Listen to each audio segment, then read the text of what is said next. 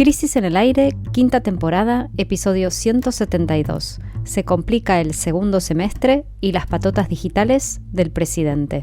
Bienvenidos a una nueva edición de Crisis en el aire, un podcast de la revista Crisis para tirar del hilo de la coyuntura. En el primer bloque analizamos los supuestos éxitos políticos del gobierno y las turbulencias económicas que ponen en jaque a Milei. En la segunda parte, un informe sobre las milicias digitales libertarias. Te contamos qué es el doxing y cómo se organiza la ultraderecha para hacerle la vida imposible a sus críticos. Un sábado por medio, el colectivo editorial de Crisis analiza los sucesos más importantes de la realidad nacional. Hoy conducen Jimena Tordini, Juan Pablo Hudson y Mario Santucho. Allá vamos. Si uno se guía por la narrativa del presidente Javier Milei, parece que tuviera todo controlado, que su gobierno es un éxito y que él es Gardel.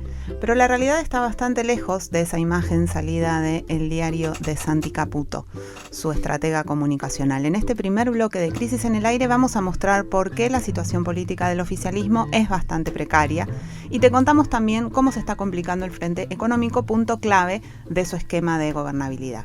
Vamos a empezar por lo que fue presentado tanto por las usinas oficiales como por la mayoría de los medios de comunicación como un triunfo político del gobierno, que fue la firma el lunes 8 de julio, ahí a la noche, tarde, ¿no? Un horario rarísimo para actos oficiales, del grandilocuente Pacto de Mayo.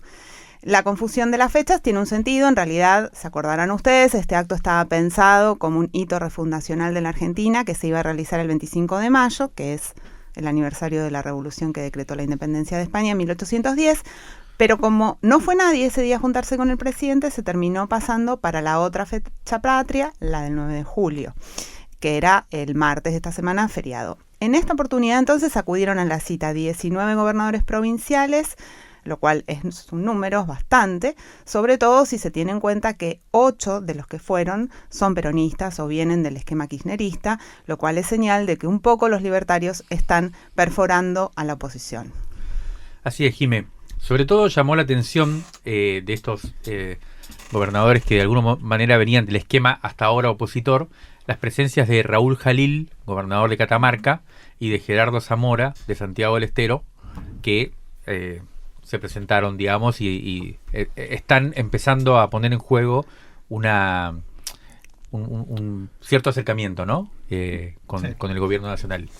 Pero también es cierto que los gobernadores un poco tienen que ir al pie de los presidentes siempre. Esto pasó con todos los gobiernos porque les cortan el chorro del financiamiento y los ponen en problemas serios, ¿no?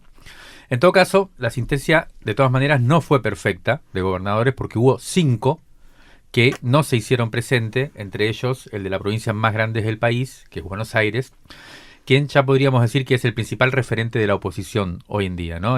Axel Kicillof nos estamos refiriendo. O sea que ni siquiera en el plano de los gobernadores tuvo asistencia perfecta ese gran acto refundador de la patria, ¿no? Pero además, también fueron convocados los expresidentes, y solo asistieron 2, Rodríguez Sá, que un poco se anotan todas, y Macri, que fue también a desgano, ¿no? Había dicho que no iba a ir, o por lo menos circuló esa versión, estaba viendo tenis en Wimbledon. Sí, escuché por ahí que estuvo en el país 30 horas, una cosa así, como que vino para eso y se fue. Claro, era fuerte que no hubiera ido, era un gesto muy fuerte. Él, como se sabe, está bastante enojado con el curso del gobierno, pero así todo sigue siendo hoy, por lo menos, oficialista en términos formales, ¿no? No fueron de los expresidentes ni Cristina Fernández de Kirchner, ni Alberto Fernández, ni tampoco Duhalde, ¿no? Y lo más importante, tampoco fueron los miembros de la Corte Suprema, aunque fueron invitados, es decir, los representantes del otro poder republicano de los 3 que hay, ¿no? Ni siquiera fue la vicepresidenta Victoria Villarruel, porque supuestamente estaba con gripe, también todo un dato, al otro día, sin embargo, después vamos a decir. Muy bien. Al otro día, a la mañana, digamos, estaba acá en Buenos Aires. Y tampoco fueron, por supuesto, representantes empresarios destacados, ni de la sociedad rural, ni de la UIA, ni de ninguna de las cámaras empresarias importantes, tampoco los sindicatos, tampoco representantes de los medios de comunicación, en fin, nada parecido a un acto refundacional como quisieron venderlo. Por otro lado, si, como decías antes, Jim, el 25 de mayo la cosa iba a ser en Córdoba, ¿no? Aquel día estaba pautado, de hecho se hizo un acto en Córdoba, pero solo estuvieron el presidente y el gobernador de la provincia. Ahora el evento se hizo en Tucumán, ¿no? Allí el anfitrión fue el gobernador peronista Osvaldo Jaldo, que, como sabemos, desde el primer día se hizo más libertario que Milei todavía. Nuestros amigos de Metacrisis estuvieron siguiendo de cerca todo lo que sucedió el lunes en la noche en la provincia, así que le pedimos que nos cuenten cómo lo vivieron por allá y escuchemos entonces el audio que nos envió la compañera Camila López Morales, una de las periodistas que fundaron el canal de YouTube Metacrisis, que te recomendamos mucho seguir. Javier Milei pasó por la provincia de Tucumán y logró su tan esperado Pacto de Mayo con el apoyo de 18 gobernadores, que en realidad todavía no podemos decir que se trate de un apoyo, sino más bien una muestra desesperada por el ahogo financiero en el que están muchas de las provincias, ¿no? Con la falta de envío de fondos y obras nacionales paralizadas. En paralelo a la firma del Pacto de Mayo, hubo también manifestaciones de rechazo y de repudio a la visita de Milei.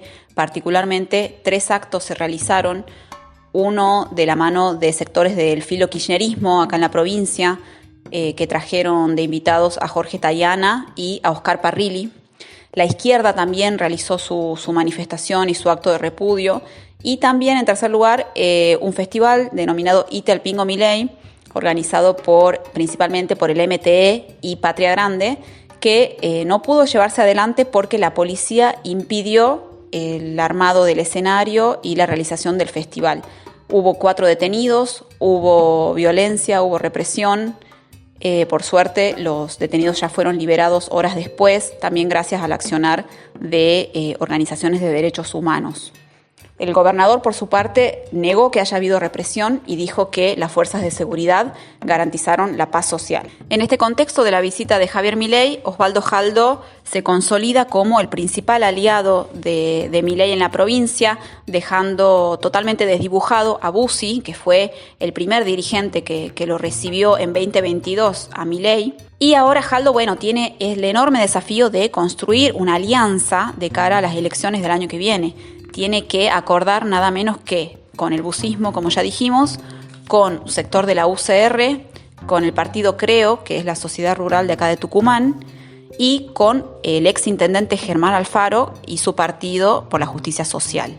Estos sectores históricamente han sido opositores al peronismo y exigen distintas medidas y distintos guiños por parte de Jaldo. Principalmente le exigen una reforma electoral y una reforma tributaria. Así que veremos si Jaldo logra sortear estos pedidos y puede consolidar este Pacto de Mayo a la tucumana. Bien, escuchábamos a Camila López Morales del colectivo Metacrisis sobre lo que sucedió en Tucumán el lunes. Luego de firmar a las 12 de la noche, muy tarde, un documento que llamaron el Acta de Mayo, con 10 puntos que son una verdadera oda al neoliberalismo extremo, el presidente volvió a Capital Federal para participar del desfile militar que se hizo en la Avenida Libertador el martes 9 de julio, el feriado.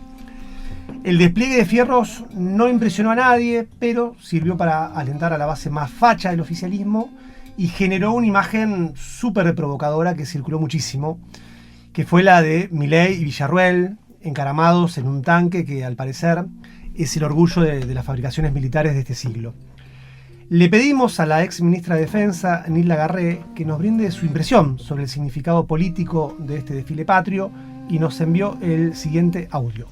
Entiendo que el desfile militar que se realizó el 9 de julio para conmemorar la independencia de nuestra patria, no es el más adecuado en mi visión. Nosotros, durante nuestro gobierno, que nos tocó conmemorar un aniversario muy importante, ¿no es cierto?, del 25 de mayo, que fue el primer paso en la lucha por nuestra independencia, el primer grito de independencia,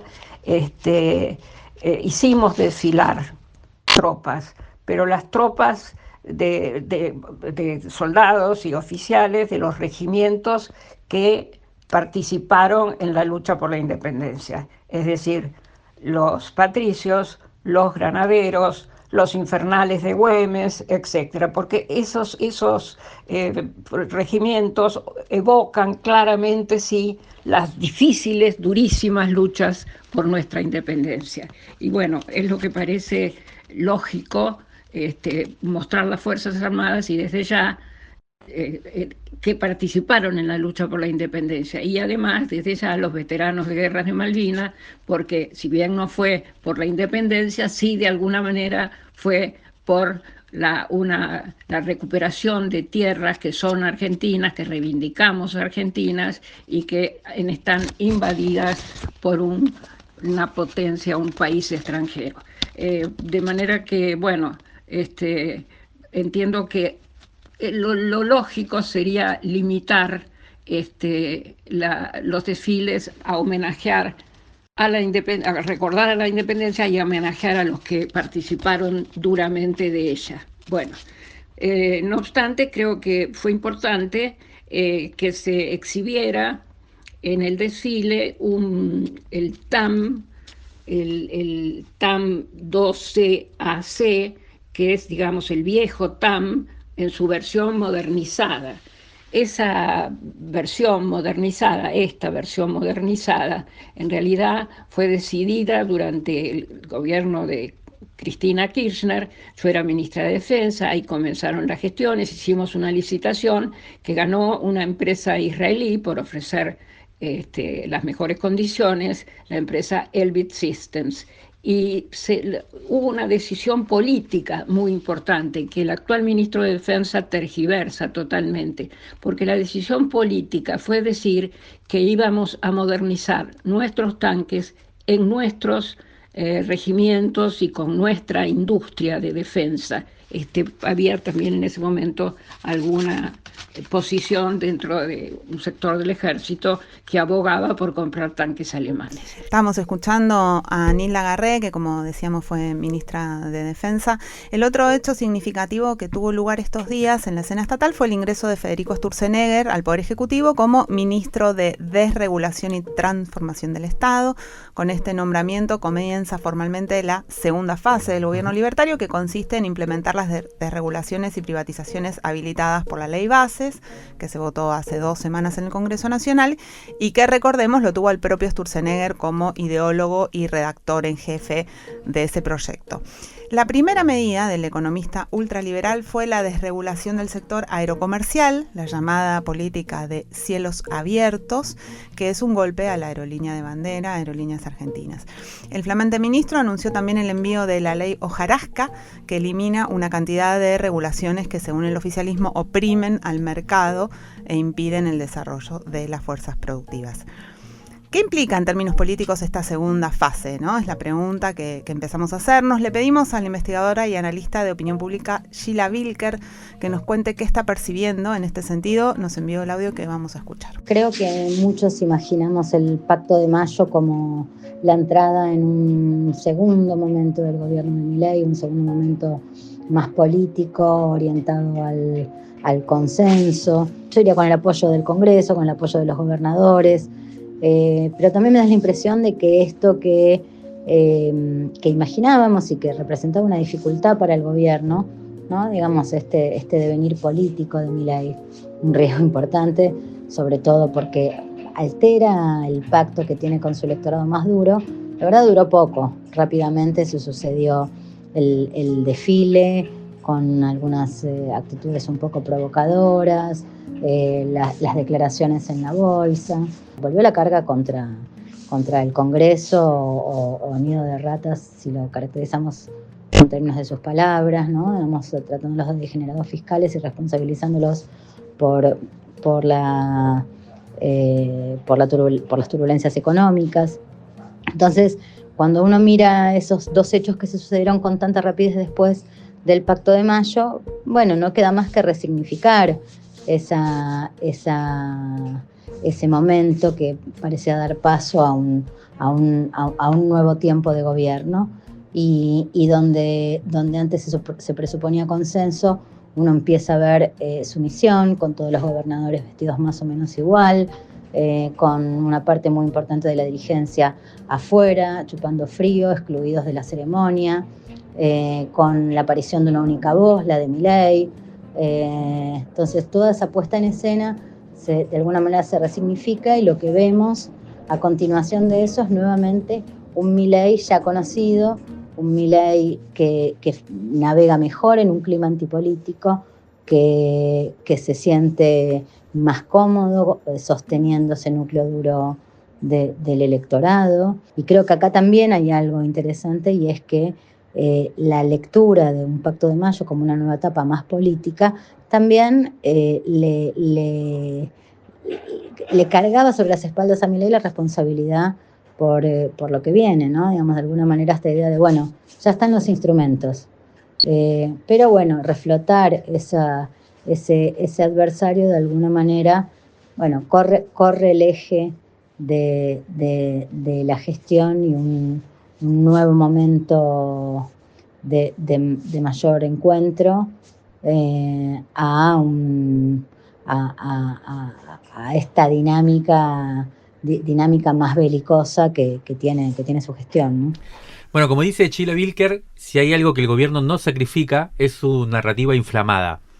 Hay un esmero oficialista por mantener la iniciativa en el debate público, por seguir conectando de alguna manera con la expectativa de la sociedad a pesar de la malaria que se está viviendo, y en eso son bastante eficaces, ¿no? Es el aporte de Santiago Caputo, un personaje que no es funcionario formalmente, pero que controla cada vez más sectores del gobierno nacional, entre ellos la Agencia Federal de Inteligencia. Esta dinámica que privilegia el relato en lugar de la gestión sigue dando frutos en las encuestas. Hablábamos con algunos analistas también que digamos, no van a aportar sus comentarios acá en el programa, pero con los que estuvimos analizando algunos números y demás, y contaban que más o menos la mitad de la población apoya todavía al gobierno y la otra mitad lo reprueba, ¿no? Es un poco lo que aparece en general en los sondeos.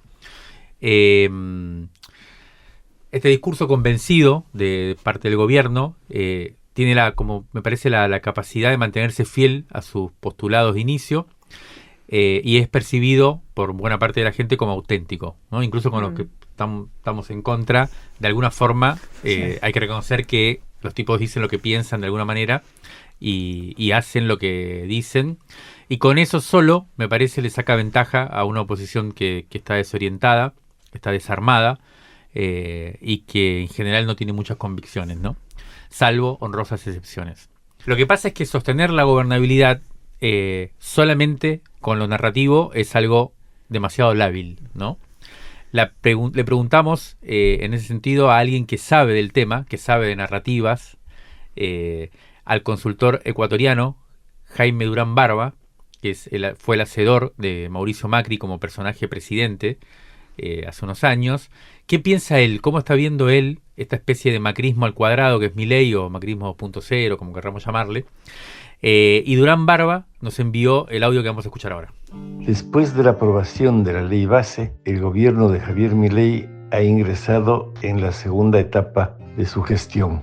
Hasta aquí lo que ha ocurrido han sido más bien declaraciones, discursos y hechos simbólicos. La firma del compromiso con la mayoría de gobernadores en realidad no hizo más que ratificar conceptos que ya están en la Constitución argentina. El gran desafío de este gobierno es lograr que las declaraciones terminen impactando en la realidad. Para su visión del progreso de Argentina, no cabe que las cosas funcionen bien si no logran atraer a importantes inversores y desarrollar la economía argentina. Desgraciadamente, no es posible que el gobierno espere que los países gobernados por la ideología anarcocapitalista puedan ayudar a Argentina, porque no existen. No hay ningún otro gobierno con esa ideología en el mundo. Tampoco se pueden fiar de que si llegara a ganar Trump en Estados Unidos, se juegue por la Argentina.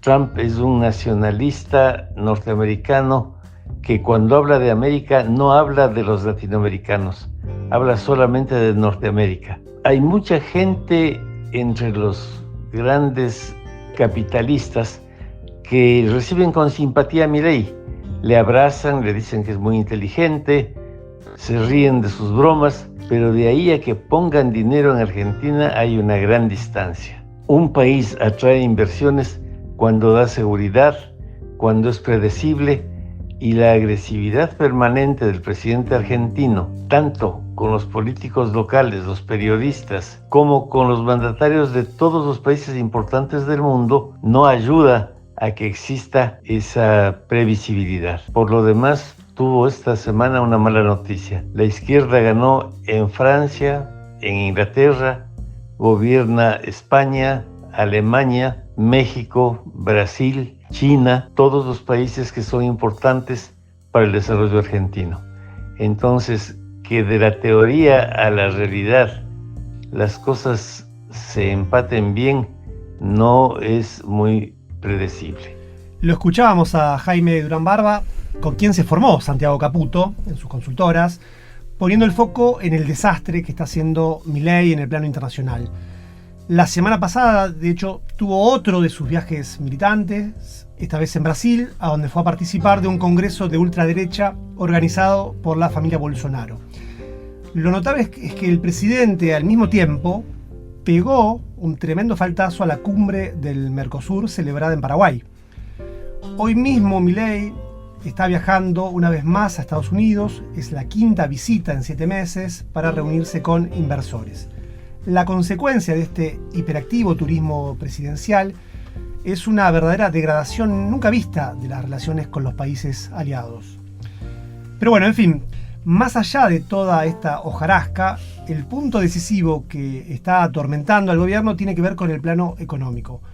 Las últimas 2 semanas, la situación financiera se ha puesto cada vez más delicada, sobre todo con la suba de los dólares paralelos que llegaron a valores históricos y sobrepasaron los 1.500 pesos por cada dólar en el blue, seguidos muy de cerca por los dólares financieros.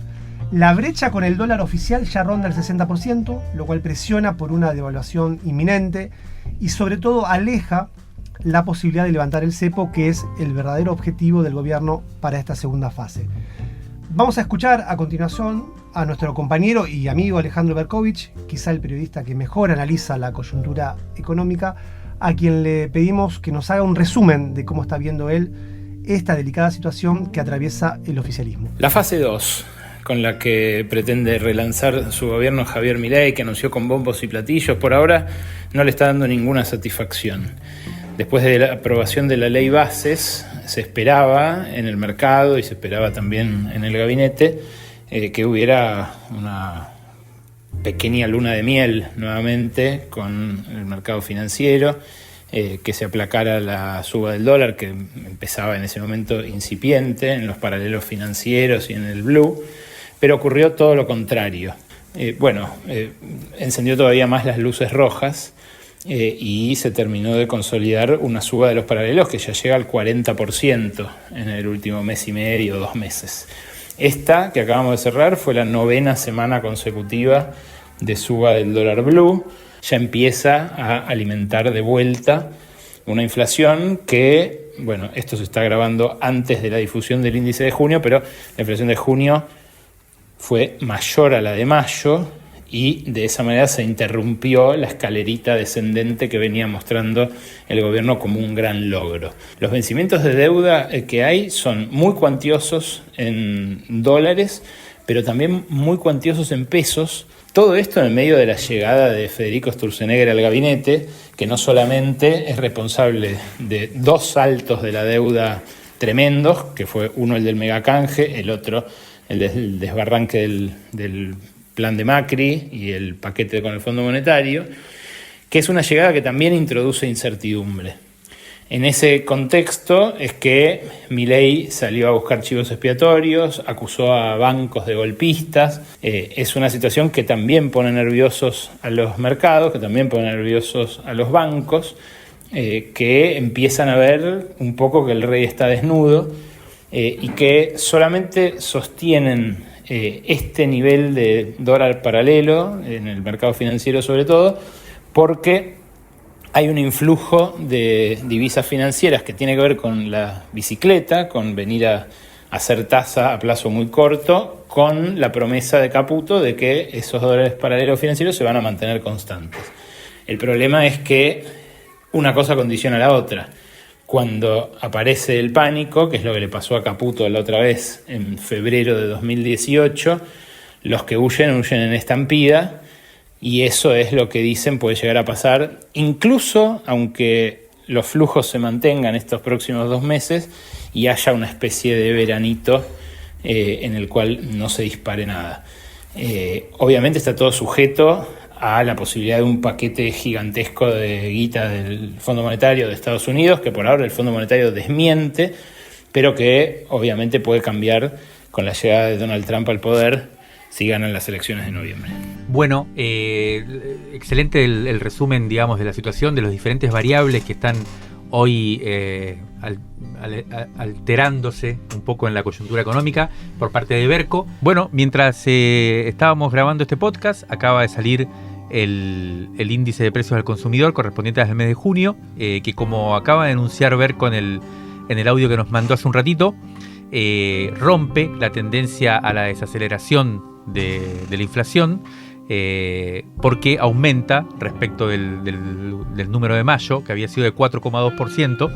En este caso, en junio acaba de anunciar el INDEC que es de 4,6%, o sea que vuelve a crecer un poco la inflación, no mucho, pero efectivamente rompe ese gran argumento que tenía el gobierno de que estaba desacelerando la inflación de manera persistente. El INDEC además dice que el alza en lo que va del primer semestre, digamos, es del 79,8% y la interanual es de 271,5%, lo cual es un montón. Y estamos también a pocas horas, cerrando esta época, a pocas horas de la salida del nuevo número de revista. De que esto Crisis. Se vaya a la imprenta.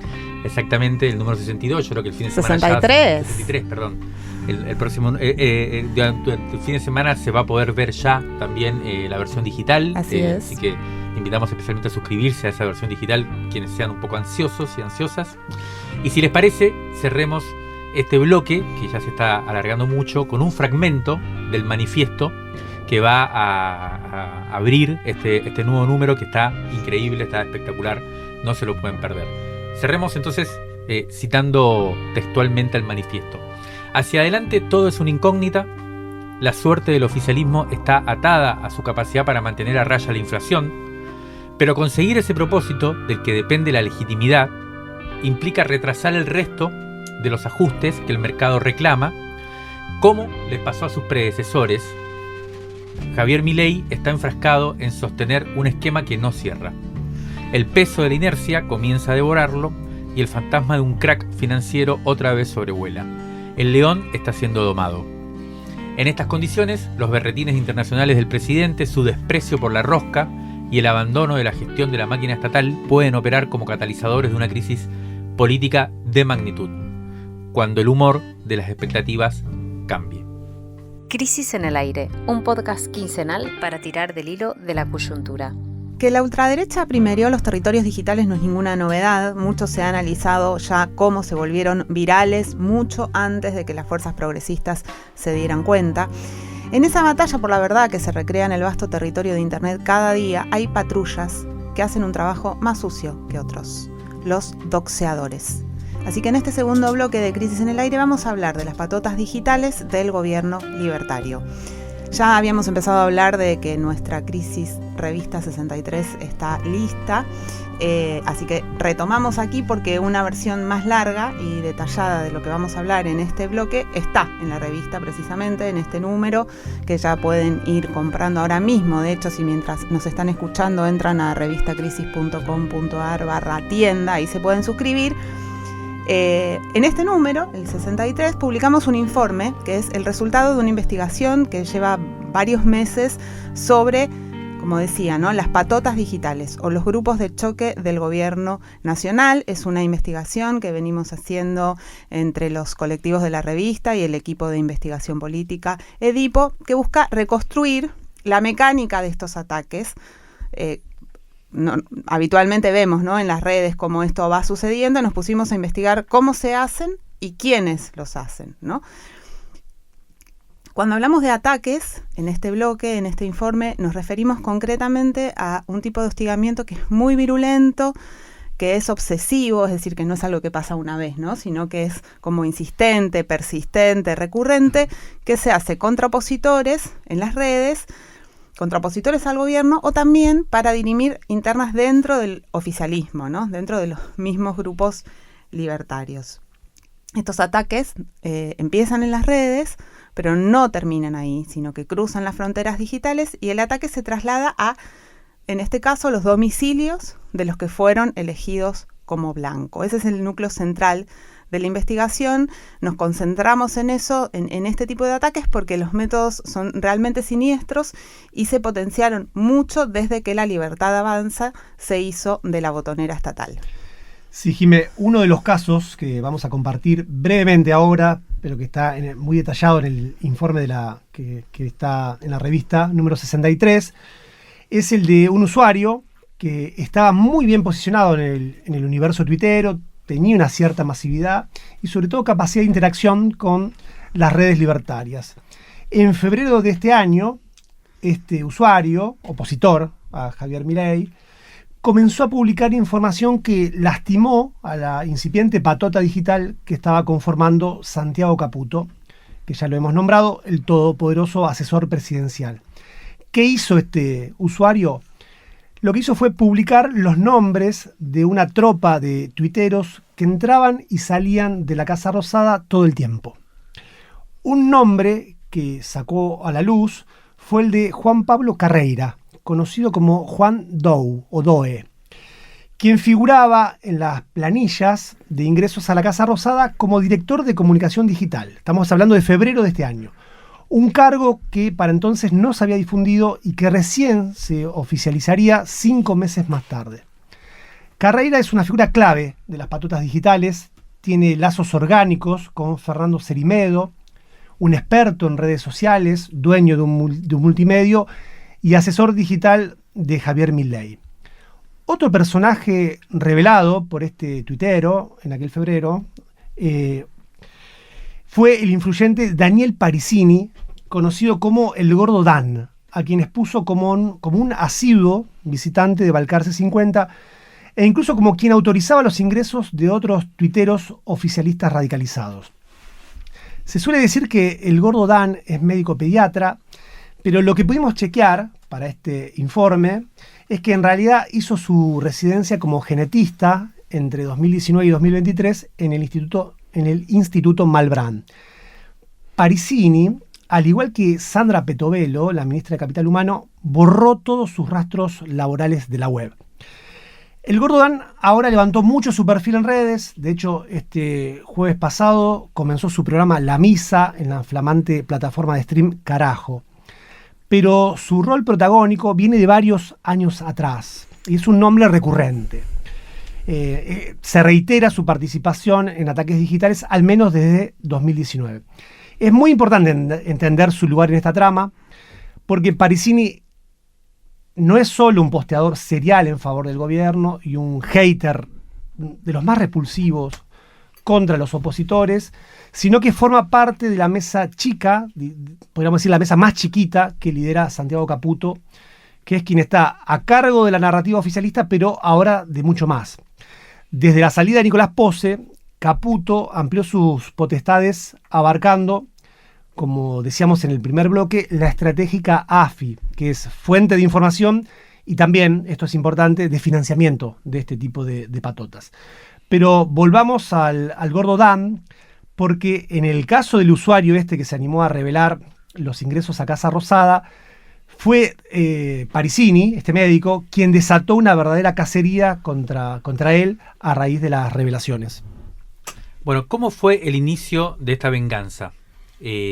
A partir de lo que comentaba Juan de la publicación, ¿no? De los datos que en principio ellos ocultaban, ¿no? Eran Exacto. Tuiteros muy conocidos que empezaban a ser oficialistas, que empezaban a tener un cargo en el gobierno y que sin embargo no lo revelaban en sus... Mucho, ¿no? Es como una tradición de las redes ultralibertarias antes de estar en el gobierno, ¿no? Que sus Claro. personajes son como personajes de ficción. En realidad, sí. toda su red se construyó así con nombres. Sí. Y Y además lo que a este usuario que comentábamos, que ahora le van a empezar a doxearlo, lo empezaron a ejercer una violencia fuerte sobre él, tenía interacciones con esos tuiteros antes de asumir el gobierno Milei. Y cuando él ve que estos tuiteros, que hasta ese momento eran antipolíticos y demás, se empiezan a acercar al gobierno, es cuando de alguna manera se indigna y los empieza a evidenciar en las redes. Por eso vienen los ataques contra él. Bueno, lo que hizo el Gordo Dan fue doxear a este usuario. ¿Qué es doxear? Doxear es revelar la identidad y la imagen de los usuarios que utilizan nombres falsos o apodos en las redes, ¿no? Y si son personas que postean con sus nombres reales, el doxeo implica, además, publicar información como el teléfono, el domicilio donde viene, su situación crediticia, los nombres, teléfonos y direcciones de los familiares directos, de sus parejas, incluso de sus hijos, de sus padres. Entonces empiezan a hacer como, uno podría decir, denunciados en las redes con sus direcciones y demás, ¿no? Como alentando una especie de cacería contra ellos.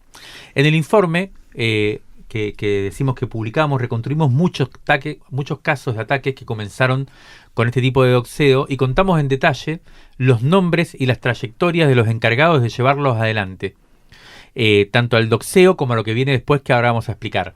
Es importante decir que estos grupos no son los del Gordo, no son precisamente el Gordo Dan y los funcionarios que están, sino que son grupos, como uno podría decir, paraestatales, que se están encargando de esto, pero que a nuestro juicio tienen claramente vínculo con los funcionarios, ¿no?, que están en el gobierno. Lo que decimos es que en el informe revelamos quiénes son estos grupos, uno podría decir de tareas, que están atacando con todo a la gente que se manifiesta en contra del gobierno. En el caso que veníamos contando, primero, como decíamos, lo doxearon, publicaron su identidad, él tenía una cuenta que no era con su nombre real, publicaron la de sus padres. Pocos días después recibieron la visita de un repartidor de Mercado Libre en su casa, quien le entregó la típica bolsa amarilla de la compañía, y adentro de la bolsa había un bol con tierra y gusanos, con un claro mensaje amenazante. Luego le llegó otro mensaje advirtiéndole que en caso de seguirla, esto por las redes, ¿no?, él también terminaría en la tierra. También un sujeto se mostró sacando fotos en el frente de su domicilio por esos días, y publicaron imágenes en las redes del frente de su casa, como invitando a la gente a ir a escracharlo o no sé qué. La patente del auto, las deudas bancarias de toda su familia, incluyendo a sus padres, a quienes también amenazaron y también le enviaron gentes a la casa. Y finalmente apareció otra metodología, que es que en grupos de marketplace, estas, ¿no?, redes de Facebook, que se activan en Facebook de venta, de compra y venta de cosas, hicieron algo que se empezó a repetir después, que es que publican anuncios falsos.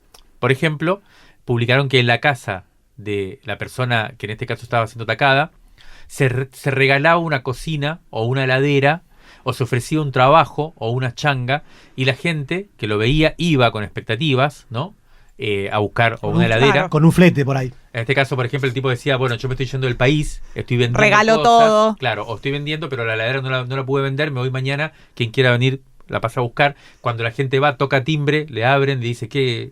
Vengo a buscar la heladera. ¿Qué heladera?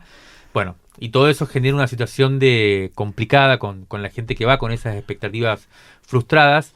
Incluso se ha dado casos de laburos, ¿no? De qué sé yo, de pintar el frente de la casa o de poner un pasacalles frente a la casa. Entonces le pagan a la gente para que haga ese trabajo. Entonces, bueno, se enfrentan con los que son atacados. Bueno, ahí se arman situaciones complicadas. De hecho, cuando la persona que llega pide la heladera y no le dicen que no hay, se comunica con el que lo había dicho por Marketplace, y todavía en esa situación lo bardean como para incitar a que haya un enfrentamiento en la calle. En el informe reconstruimos por lo menos 4 casos con metodologías muy similares a esta. Todos los ataques fueron protagonizados por un mismo grupo que tiene conexiones nítidas con figuras del gobierno actual y que tiene una metodología de trabajo sistematizada. Uno de los tuiteros críticos al gobierno, que también atravesó esta situación de ataque virtual, fue Javier Esmaldone, desarrollador de software y experto en seguridad informática. A él le pedimos que nos mande un audio contándonos cómo está viendo esto y nos dijo lo siguiente. Todo empezó a raíz de que Santiago Caputo, a través de una cuenta pseudoanónima como acostumbra en la red X, me respondió muy ofendido sobre un tuit en el que yo había hablado sobre su difunto padre. Y después de esto hizo un posteo destacándome como, cito textual, el mogólico más grande de Twitter Argentina. Después de esto empezó una seguidilla de ataques de cuentas anónimas o con pocos seguidores, y finalmente se sumó Daniel Parisini, alias Gordo Dan o Manolito Sorongo. Y después empezó el ataque de ese grupo de lúmpenes que ahí hicieron lo que ya hemos visto que han hecho en otros casos, que es realizar publicaciones falsas en Facebook Marketplace, simulando en este caso la venta de una heladera a un precio muy, muy barato, poniendo como domicilio mi domicilio de origen en la ciudad de Río Cuarto, Córdoba, y el teléfono de mi hija, que vive en ese domicilio. Bueno, en resumen, durante más de 2 días aparecieron decenas de personas cayendo al domicilio de mi hija, buscando la heladera. En algunas publicaciones habían puesto incluso que era una donación, así que cayeron hasta de comedores buscando la supuesta heladera. Hay gente que entendió, gente que la tomó muy mal, gente que se enojó incluso con mi hija cuando ella realmente no tenía absolutamente nada que ver. Pero bueno, después de unos días pasó. También recibió una avalancha de más de 100 mensajes y hasta llamadas de WhatsApp. Pero bueno, pasados unos días se terminó. Y hasta yo recibí mensajes de directamente integrantes de esta bandita burlándose de lo que estaban haciendo.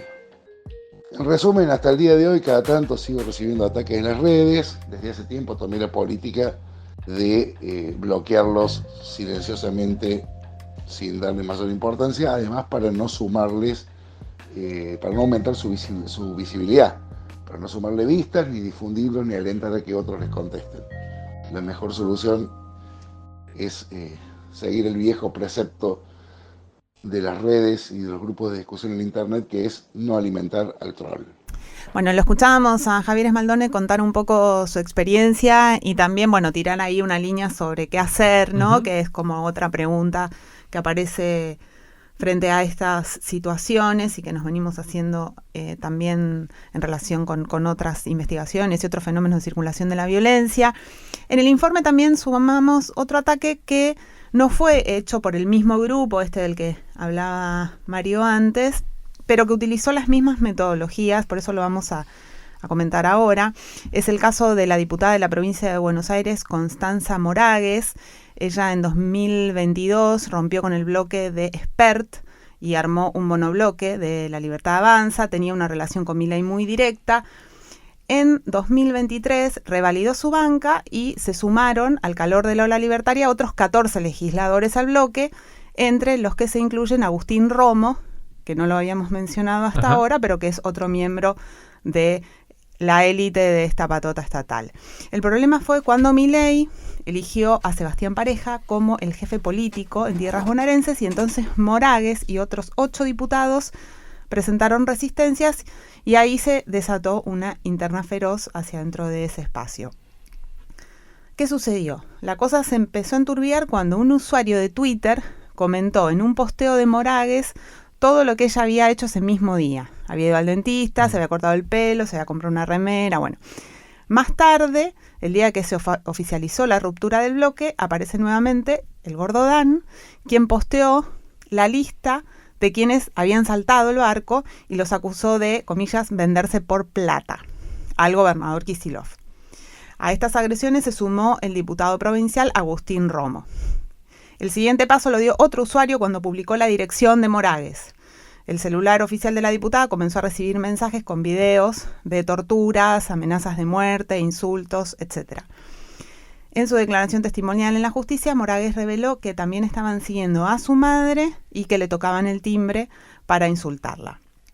Pero esto no fue todo. Días después, cuando entró a su casa, encontró un caos y un detalle perturbador, un frasco de mermelada que estaba en la heladera le habían apoyado sobre la mesada, ¿no? Bueno, ahí ya no pudo comer, tiró todos los alimentos, pero bueno, están con custodia policial, tanto ella como su madre, pero bueno, acá se repite, ¿no? Este paso de primero los tweets, después el teléfono, después la casa, ¿no?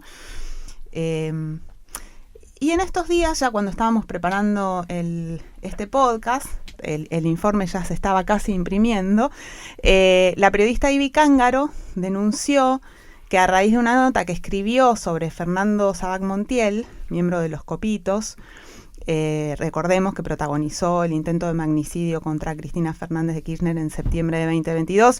Ahora, durante esta misma semana, también estuvo transcurriendo el juicio oral en el que se juzga, bueno, a Sabac Montiel, a Brenda Uliarte y a Gabriel Carrizo por haber intentado matar a la ex presidenta de la Nación.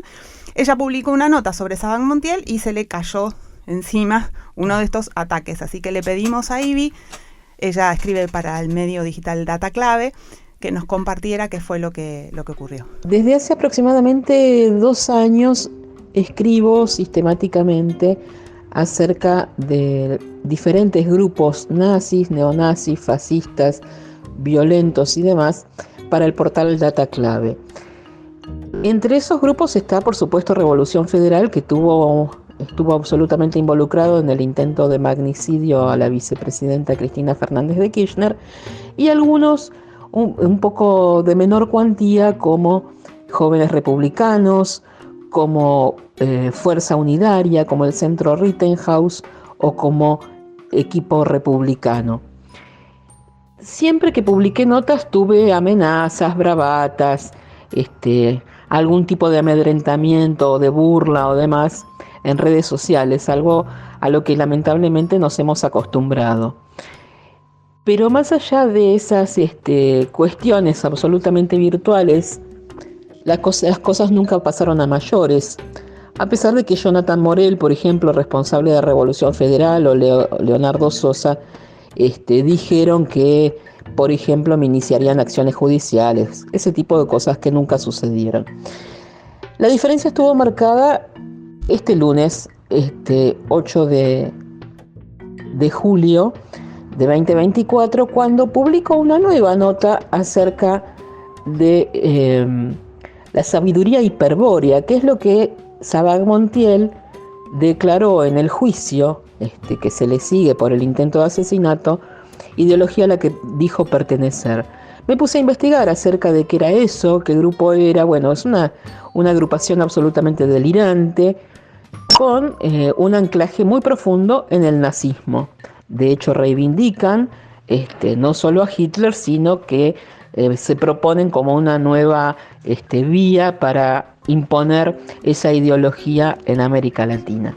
Escribí acerca de eso e hice mención nuevamente a uno de los grupos que interactúa con esa sabiduría hiperbórea, que es Fuerza Unidaria, que tiene además un centro cultural llamado Rittenhouse, que está en la ciudad de La Plata. Estos personajes son conocidos ya por su formación nazi, por su militancia nazi y por ser personajes sumamente violentos. Cuando publico la nota el lunes, nuevamente viene una andanada de bravatas y demás en redes sociales, pero la diferencia estuvo marcada porque los responsables de Fuerza Unidaria, Sebastián Poch, José Derman, José María Cires y tantos más, empezaron a amenazarme en redes sociales de manera directa. Te vamos a hacer, sabemos dónde vivís, sabemos que tenés tantos hijos, vamos a empezar a publicar tus datos, tené cuidado porque te puede pasar algo, le puede pasar algo a tu familia. Esa empezó a ser una constante que empezó a preocuparme, y el epítome fue que publicaron efectivamente una captura de pantalla de mi número de teléfono con la amenaza de publicar además mi dirección y demás. Por lo que decidí hacer una presentación judicial, y en este momento, a 72 horas de ese suceso, estoy con custodia policial permanente, y lo mismo que el resto de mi familia. Bueno, escuchábamos el relato de Ivy, muy, muy duro, muy cruento. Vamos a cerrar este segundo bloque, diciendo que, por un lado, hay una tropa de tuiteros que fue estatizada, que dio el paso, ¿no? Que fueron incluidos en el organigrama del gobierno nacional. El Salón de los Próceres, en la Casa Rosada, es el centro de operaciones de esta patota. Es un espacio al que nadie accede, ningún periodista acreditado puede llegar hasta ahí. Están bajo la conducción de Santiago Caputo y encontramos debajo de él a un tridente integrado por el Gordo Dan, que bueno, lo nombramos bastante en este programa porque tiene un lugar protagónico, quien niega tener un cargo formal en el gobierno, pero no se le conoce otro empleo. Juan Pablo Carreira, el hombre de Cerimedo en el oficialismo, y Agustín Romo, el diputado, entre otros, que van a encontrar en el informe de manera muy detallada. Pero también existen otras patotas inorgánicas de la ultraderecha. Nosotros contamos un caso muy en particular y muy en detalle, con los nombres, apellidos, etcétera, de cada uno de ellos, que no forman parte del gobierno. Son grupos que más bien ofician de mano de obra disponible de estos topos gubernamentales, o bien operan como una manada salvaje, autónoma, contra quienes ellos consideran los enemigos. Cuando le consultamos para este informe a un relevante miembro del gobierno nacional por este tipo de grupos silvestres, nos respondió que, y esto cito, en realidad son los excluidos del partido, gente demasiado demente que no tuvo lugar. Pero a la vez esta fuente confirma el punto de partida, y acá vamos a la pandemia, y fundamentalmente en 2021, donde, dice esta fuente, todos formábamos parte del mismo mundo tuitero ultralibertario, que fue creciendo como una hiedra incontrolable, y dice esta persona, antes era todo lo mismo, después le dimos salida. Según pudimos reconstruir entonces, habría 3 etapas de este enjambre ultraderechista. Una primera camada que emergió en la pandemia y se sumó a la construcción de una herramienta partidaria en 2021, cuando se logró el ingreso como diputados de Milei y Villarruel. En una segunda etapa, la tropa se engrosó al calor del crecimiento público de su máximo líder, hasta convertirse en una pieza clave durante la campaña, que fue mayormente digital, y que derivó en el batacazo presidencial del año pasado. La tercera fase es la actual, es la que encabeza Santiago Caputo, desde que empezó a construir ya con los fierros estatales, incluidos los fierros estratégicos que otorga la AFI, la armada del oficialismo. En esta tercera etapa, ¿no?, siendo oficialistas, se envalentonan estas patotas inorgánicas, mostrando, como decía Mario, la condición paraestatal de los ataques. Hay una opción que para nosotros no es productiva, que es descalificarlos como patrullas perdidas, psiquiátricas, tal como ya ocurrió. Pero eso quedó absolutamente desacreditado cuando un supuesto grupo marginal de locos, como los Copitos, a través de un complejo entramado, estuvo a punto de asesinar, como relataba Jimena antes, a la mismísima Cristina Fernández de Kirchner hace poco menos de 2 años. Tenemos que poder entender estas lógicas, cartografiarlas, pero sin por eso paralizarnos o que nos tome el miedo, ¿no? Se trata de entender para combatir y para poder defendernos. Crisis en el Aire es uno de los podcasts de la revista Crisis. Si te interesó, te invitamos a escuchar también Mundo en Crisis, en el que de la mano de Marco Teruggi analizamos la coyuntura geopolítica. Para suscribirte a nuestra revista podés entrar a revistacrisis.com.ar. Te esperamos en nuestro próximo episodio.